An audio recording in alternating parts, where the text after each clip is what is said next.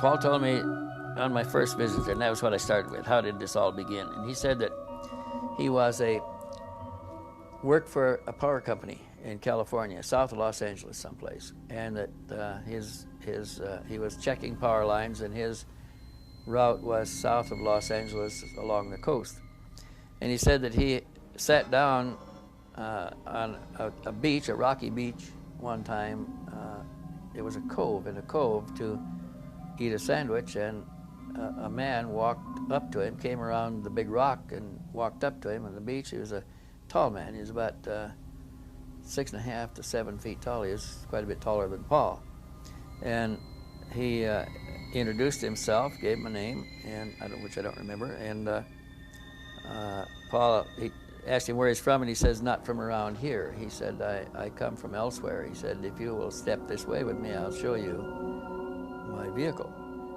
And Paul walked around the rock with him, and there was a disc-shaped craft hovering a couple of feet off the water. And the guy took Paul by the hand and floated him to the ship. And he was introduced to some others inside, and he just remained there a very short time. He marveled at the fact that it wasn't in the water.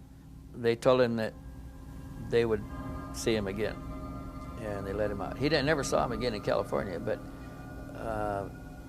a year or so later, he relocated to New Mexico, where he worked for the highway department there, and he was driving a survey truck, a pickup truck, and his particular job was to drive the back roads and look for damage to bridges, rural road bridges.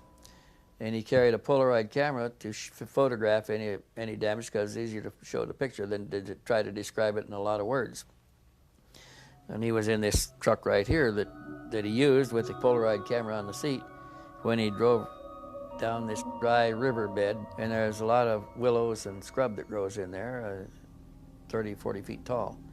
And the road winds around among these, and he came around a turn, and there sat the craft in the sand. There's 3 women and 4 men outside. They invited him aboard, and he went aboard and looked around with them.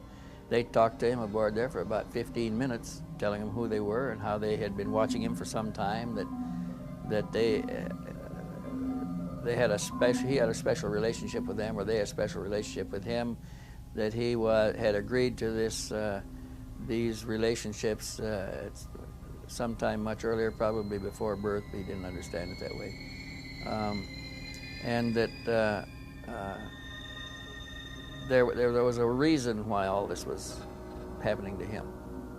And they didn't have any children aboard. He asked them if they had them. They said yes, but not on this craft. That craft came from a larger craft elsewhere in space. They had been coming and going for some time. They said they had other contactees, but they never told him who the other contactees were, and we've never heard of any of them since. They did not encourage him to get any attention over this. They kept a low profile. They did contact him on a frequency of maybe 2 to 3 times a year.